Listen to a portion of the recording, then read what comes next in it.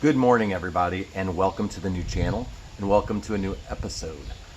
Today, we are steering away from Big Red. Big Red is right behind you, but she's sleeping right now because it is the holiday weekend, and I actually want to get out and about on this bike, the black one, the Virago 750.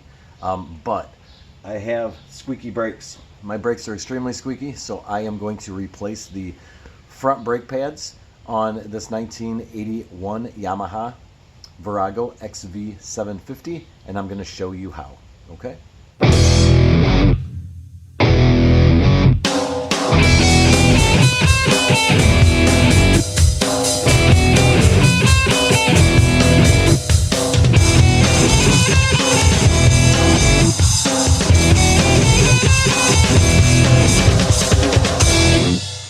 Okay, so first and foremost, some things that you will need. You need some wrenches, metric wrenches, of course, and somewhere around here I put, there it is, C-clamp just to push the piston back. Okay, so we're going to delve right into it. I'm going to move the camera over so you can see exactly what's going on, and we're going to go ahead and get into it. I'd like to also take this minute to let you know, if you noticed the shirt, yep, the shirt is for sale in our store. Look at the description below and you can pick one of these up, and not only does it help me to support this channel, but it also is a cool little piece of swag. So with that being said, let's get right into here and let's see what we can do. Okay, so I wanted to make sure to give you a really good picture. This is the caliper right here. This is the rotor right here, of course. If we go along to the back side here, you're gonna see this nut right here. It is a 12 millimeter, excuse me, a 12 millimeter. Sometimes you have to reach around to the back side here. I have the wrench threaded over the other side because there just simply isn't enough room with the line being here. So this makes it a little bit easier and gives you a little bit more throw on the ratchet, or on the wrench rather. I guess you could use a ratchet. Might go a little bit quicker. I'm a wrench kind of guy for this though. I'm just basically doing these, what, quarter turns, something like that.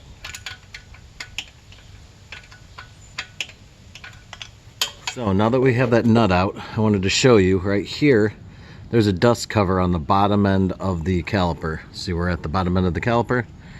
If you pop this dust cover off, it's going to show a bolt right here. That's the bolt, the same bolt that we just took the nut off of.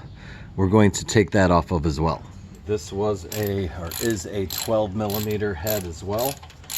It's pretty long, so we're just gonna crank it out as best as we can.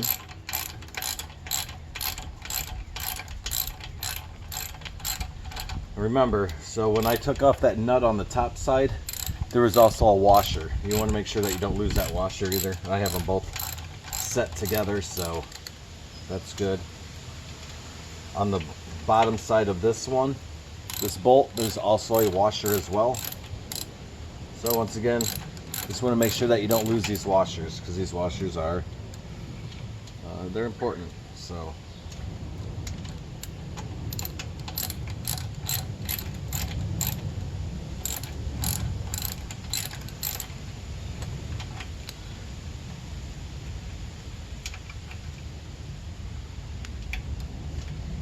little by little, it's coming off here.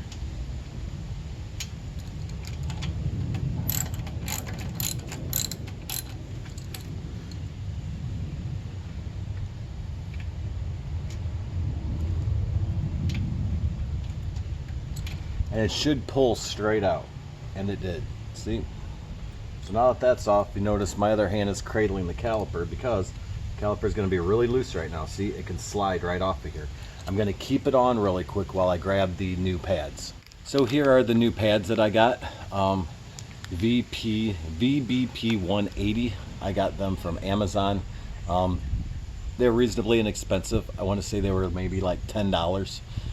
Yes, while I do like to use authorized and official Yamaha parts for brake pads, I mean, I use your own discretion. I use these If you want to use official ones and want to spend $30 or $40 for front brake pads, cool, but not for me. So now I'm going to open these up and then we're going to get into how they go together. Okay, so the easiest and the best way that I can explain how to do this is so we have the brake pads right here. Brake pads are basically a mirror image. Try not to get your fingerprints, any of your oils on here. It can make the rotor squeak, but we'll probably be spraying it down with brake cleaner too when we're all done, so that should lessen the occurrence of it. But yeah, so these are kind of mirror images of oneself. See, if I were to flip it like that, they look the same. So when we pull these out, we just want to kind of see. I pull straight back. Notice that this is still connected. I'm leaving it connected just because that way it doesn't flop all around. So now that it's out, I'm still holding on to the brake pads just to kind of see what's going on here and to show you. So you can see the one brake pad, the outer brake pad looks pretty good. This inner one, is pretty thin. Grab that. That was the other side of that bolt thing that, this is what they do, is they pop on and pop in. So but at any rate, yes, and the way that they're held is they're held by this pin right here. You see this pin? This pin goes through these holes. You see that hole that's sitting there at the bottom? It goes through that hole, and that's what holds it. So I'm going to go ahead and take care of that. So what I'm doing here is I'm trying to, and this might not be, I might actually need a wider set. I'm grabbing this pinch, there we go. I'm grabbing this little pinch, whatever you want to call it, pinch clamp. And that's kind of what holds this. And see, as I'm pulling it out, it'll allow this to pull. But I don't want it pulled out yet, okay? Because I want to make sure that I know which pad's going where, okay? So it looks like this pad is going to be for this side. This pad is going to be for this side, okay? Sometimes you can get your hand in there too and help push it down.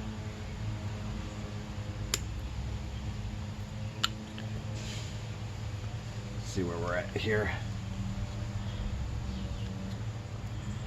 Pretty close.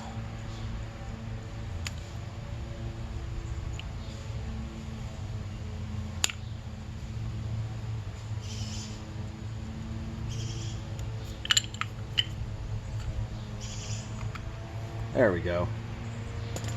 So I got it all the way down there now. That means that's going to give me a bunch of room to pull this up. Give me enough room to pull this first one out. And look at that, that one was getting pretty bad. And the second one was getting even thinner. So should give me enough room to pull that one out too. So remember, when you're putting them on, this one has to go on first. Okay, so now that we have these off, I'm going to take my C-clamp, pop it in here, and compress the piston. Because the new pads are going to be thicker than the old worn pads, and in order for them to fit on the caliper or on the rotor correctly, it's going to have to be pushed back. Sometimes you can get away without having to pop the master cylinder cap off. That's what I'm going to try to do right now. Sometimes it won't let you, so we're just going to kind of see. You just watch and see how it's compressing. So far, this one's compressing very, very well. And they typically don't go too far either. Only go maybe, this one only went maybe I don't know, ½ inch maybe. So now that's recessed back in there. And we know that it goes on like that, right? So now we are taking the pads here. So this pad goes up in here like this. This other pad will be for the other side. So we kind of try to snake it in there as well. You can take the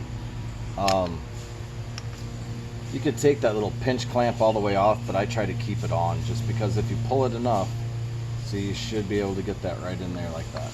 See how that goes? Then you can push the rod back in and grab your little pinch pliers again. Push it. And then you just gotta weasel it back up. Like that. I just weaseled it all the way back up there. So now it's there. So now what we want to do is, if you notice, and let me bring you down here really quick. There are two nubs right here. See that nub where my finger is, hopefully, right here? That nub right there corresponds with this nub that's on the brake pads. Okay, wait, where is it? Right here, with this nub that's on the brake pad corresponds with that nub that's down in there. So you just got to make sure when you're putting everything together that you have all of that taken care of there, because if not, your pads aren't going to seat correctly and you're going to have problems. So I usually get one at a time, but we'll see. First we'll see if we have enough space, which it looks like we do. Awesome. And then you just kind of push them right up in there, and see, once they're right up in there, they're locked.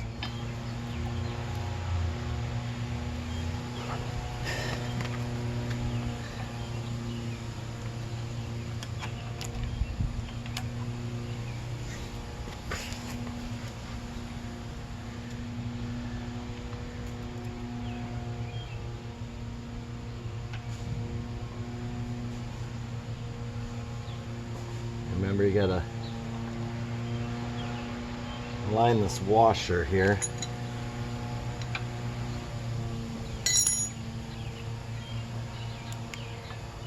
There you go.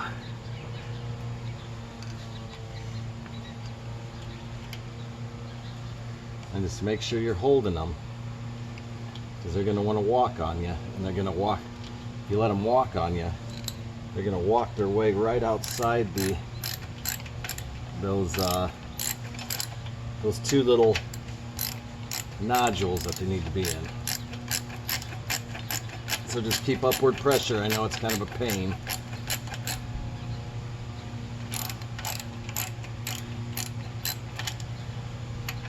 But keep your upward pressure in it.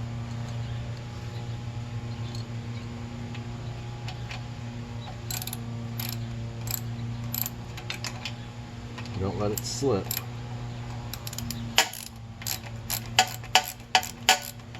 And it will, it'll start pulling itself up.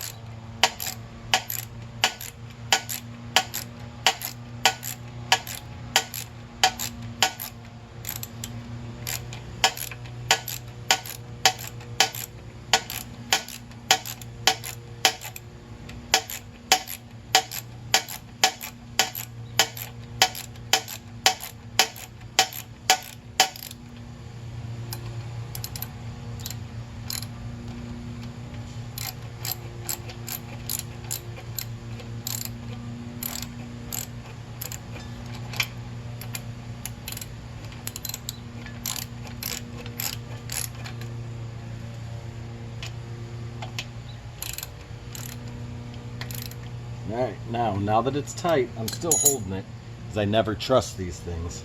I'm going to put my washer back on the top side, put my nut back on the top side. I'm going to finger tight my nut down as far as I can, just because of the limited area I have, the limited throw. Although we're going to try a ratchet this time, see if it fits. Nope, a ratchet will not fit, so we have to use this. And do our quarter turns again.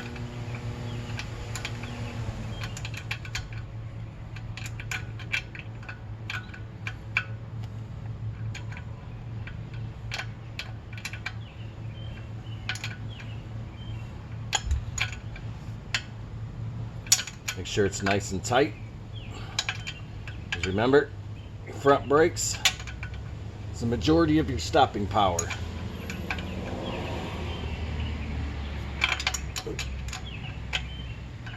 Come on, get in there.